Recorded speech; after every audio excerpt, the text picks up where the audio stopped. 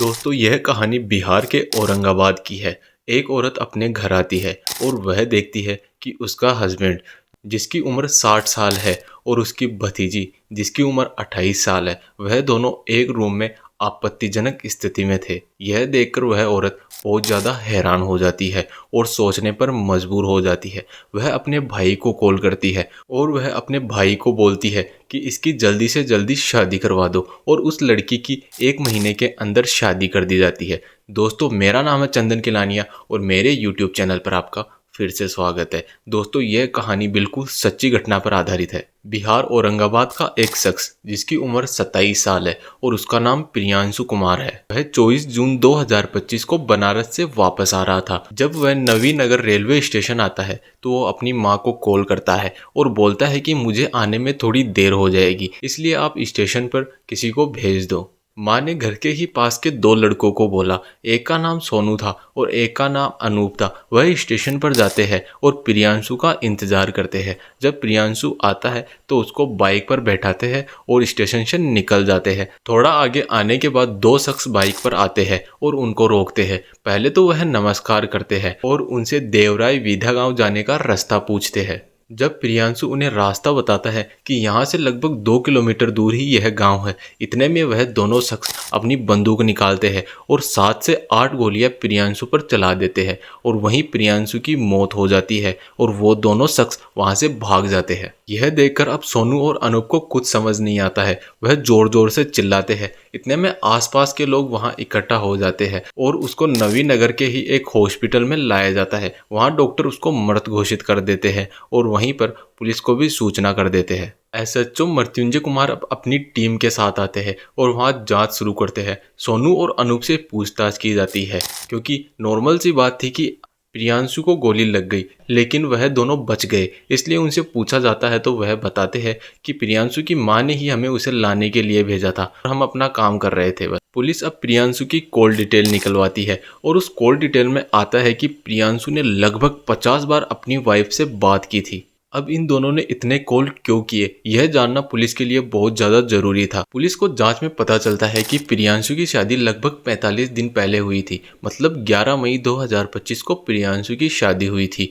और उसकी शादी गुंजा नाम की एक लड़की से हुई थी जो नवीनगर में ही रहती थी। पुलिस अब गुंजा सिंह से पूछताछ करती है और उसको पूछती है कि तुमने 50 बार उसको कॉल किया, यह कॉल क्यों किए गए थे? तो गुंजा बताती है कि बस यह नॉर्मल कॉल थे, हस्बैंड वाइफ की बात थी। जब गुंजा से उसका फोन मांगा जाता है जांच के लिए तो गुंजा मना कर देती है और बोलती है कि इसमें मेरी पर्सनल चीजें हैं, इसलिए मैं आपको यह नहीं दे सकती। मोबाइल नहीं देने पर अब गुंजा को हिरासत में लिया जाता है और गुंजा से पूछताछ की जाती है। गुंजा पहले तो अपने बयान बार बार बदलती है, लेकिन सख्ती से पूछताछ करने पर गुंजा बताती है कि वह बचपन में ही अपने फूफा के घर चली गई थी। फूफा जिसका नाम जीवन सिंह था और उसकी उम्र 60 साल थी। गुंजा वही रहती है और जब वह 12 साल की होती है तो वह अपने फूफा की तरफ अट्रैक्ट होने लगती है और फूफा भी उसकी तरफ अट्रैक्ट होने लगता है और दोनों फिजिकल रिलेशनशिप में आ जाते हैं और दोनों बहुत बार फिजिकल होते हैं। जीवन और गुंजा लगभग 15 साल तक हस्बैंड वाइफ की तरह रहते हैं। गुंजा की उम्र अब शादी की हो गई थी। जब भी गुंजा के लिए कोई रिश्ता आता तो वह फूफा कुछ न कुछ करके उसके रिश्ते तोड़वा देता था और वैसे भी गुंजा को भी शादी नहीं करनी थी।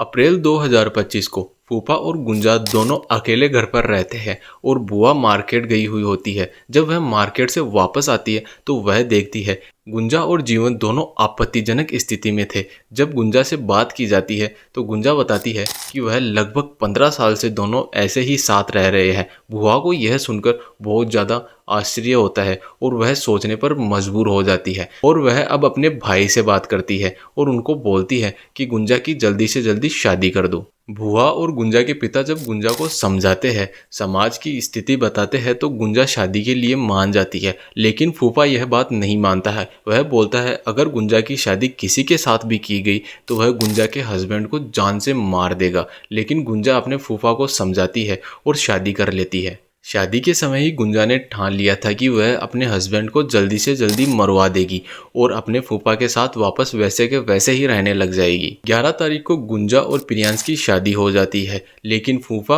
और गुंजा की अभी बात नहीं हो रही थी। फूफा बहुत ज़्यादा परेशान हो जाता है क्योंकि गुंजा इस समय बहुत ज़्यादा बिजी थी, क्योंकि नई नई शादी हुई थी तो वह रस्मों रिवाजों में और मेहमानों में बहुत ज़्यादा बिजी थी। 20 तारीख बाद गुंजा की अपने फूफा से बात होती है और गुंजा अपने हस्बैंड का मर्डर करने का प्लान बनाती है। झारखंड गढ़वा जिले से अब 2 हत्यारों को हायर किया जाता है। एक का नाम था जयशंकर चौबे और दूसरे का नाम था मुकेश शर्मा। दोनों बदमाश अब प्रियांश की फोटो देखते हैं और उसकी लोकेशन चेक करते हैं। वह गुंजा को बोलते हैं कि जितना जल्दी हो सके तुम इसे घर से बाहर भेज दो, बाहर आने के बाद हम इसकी हत्या कर देंगे। गुंजा प्रियांश को 22 जून को बोलती है कि मेरा मिठाई खाने का मन हो रहा है और वह प्रियांश को एक स्पेशल मिठाई का नाम बताती है। जब प्रियांश मिठाई लेने के लिए मार्केट जाता है तो वहाँ भीड़ ज़्यादा होने के कारण शूटर उसकी हत्या नहीं कर पाते हैं। 23 जून को प्रियांश अपनी वाइफ को बोलता है कि मुझे किसी काम से बनारस यूपी जाना है और 24 तारीख को मैं हो सके तो वापस आ जाऊंगा। 24 तारीख को जब वह वापस आता है तो गुंजा उसे बार बार कॉल करती है और उसकी लोकेशन मांगती है कि तुम कहाँ पहुँचे हो और कहाँ तक आए हो। जैसे ही प्रियांश नवीनगर स्टेशन आता है तो वह गुंजा को कॉल करके बता देता है कि वह स्टेशन आ गया है। गुंजा अब शूटर को कॉल करके बता देती है। शूटर वहां आते हैं लेकिन वह उसको मार नहीं पाते हैं। लेकिन स्टेशन से 4 किलोमीटर दूर लेम्बो का मोड़ आता है। वहां प्रियांश की बाइक रोक दी जाती है और उस पर 7 से 8 गोलियां फायर की जाती है और प्रियांशु की हत्या कर दी जाती है। और दोस्तों गुंजा अभी हिरासत में है और फूफा अभी फरार चल रहा है। जब मैं ये वीडियो बना रहा हूँ उस समय फूफा अभी फरार था, लेकिन शायद अब तक फूफा को गिरफ्तार कर लिया होगा। दोस्तों आपको क्या लगता है कि लोगों की मानसिकता को हो क्या गया है? उन्होंने रिश्तों को तार तार कर दिया है। दोस्तों अगर आपको यह वीडियो अच्छी लगी है तो वीडियो को लाइक करें, चैनल को सब्सक्राइब करें और मिलते हैं हम अपनी नेक्स्ट वीडियो में।